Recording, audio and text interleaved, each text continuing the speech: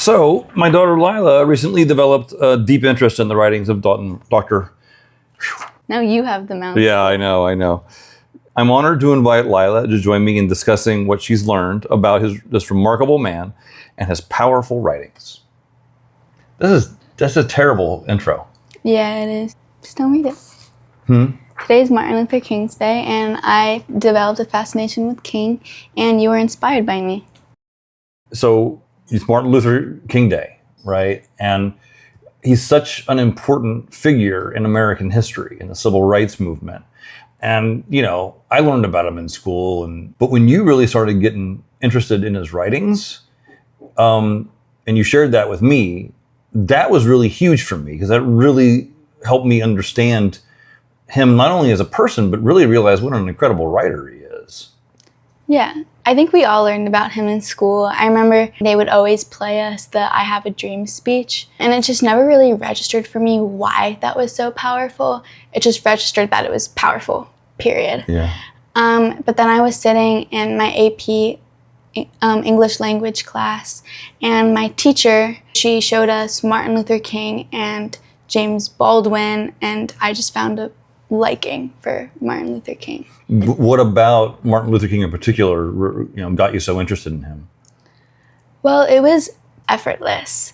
His writing style, the way he conveyed all of his points were so patient, and this was an urgent time. His ability to be patient was astounding, and the way that he conveyed his anecdotes and the rhetorical techniques that he uses weren't forced, and so it was easy to read and empathize with. When you say he was patient, that's a very interesting word. What do you mean by him being patient? He wasn't angry. And I think since he was mainly speaking to his oppressors, to be angry at them and attack them would make them go away, and to make them not want to make everyone equal. And so his ability to speak to them kindly and patiently, so that they truly understood his point into their soul, I think was really special. A lot of other activists weren't doing that at the time. He doesn't sound condescending ever. He uses examples, he explains it, but he doesn't over-explain it. Mm-hmm. What are some of your favorite examples that he used? I believe my favorite examples, I went over this one with you too, was in his letter from Birmingham jail. He described someone's daughter who really, really wanted to go to an amusement park, but she couldn't go to the amusement park because Black American people weren't allowed in there. And you think you'd be able to find that passage quickly? Yes, I have all of them. Okay, let's go ahead and do it. Oh, I found it. It's right here. That's where I thought just where I thought it was. When you suddenly find your tongue twisted and your speech stammering as you seek to explain to your 6-year-old daughter why she can't go to the public amusement park that has just been advertised on television, and see tears welling up in her little eyes when she is told that Funtown is closed to colored children, and see that depressing clouds of inferiority begin to form in her little mental sky, and see her begin to distort her little personality by unconsciously developing a bitterness towards white people.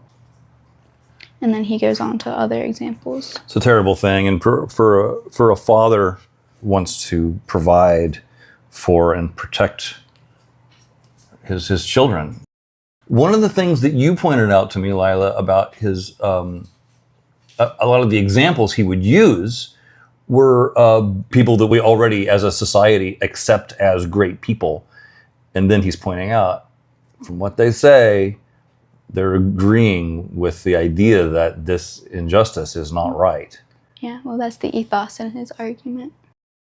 This is from the current crisis in race relations context. He's talking about how it's important to be maladjusted to things that are normal into society. The things that are bad in society. Bad in right? society. That's a great concept. As maladjusted as Lincoln, who had the vision to see that this nation could not survive half slave and half free. As maladjusted as Jefferson, who in the midst of an age amazingly adjusted to slavery could cry out in words lifted to cosmic proportions. All men are created equal and are endowed by their Creator with certain unalienable rights, and that among these are life, liberty, and the pursuit of happiness. As maladjusted as Jesus, who could say to the men and women of his generation, quote, love your enemies, bless them that curse you, do good to them that hate you, and pray for them that despitefully use you, unquote. This is so powerful. I love the way we always think of being maladjusted as being like a psychological problem or right? But it's interesting, but he's saying there are things that we should be maladjusted toward. And three of the greatest people in America, well, to American culture and Western culture, Jesus being another, were maladjusted to injustice, which is a beautiful way to say it. Yeah, and I think that's what made that point so surprising, because you read it or you hear it and you're like, maladjusted, what? Yeah. And then you read it and he's talking about all these great American figures. That's amazing.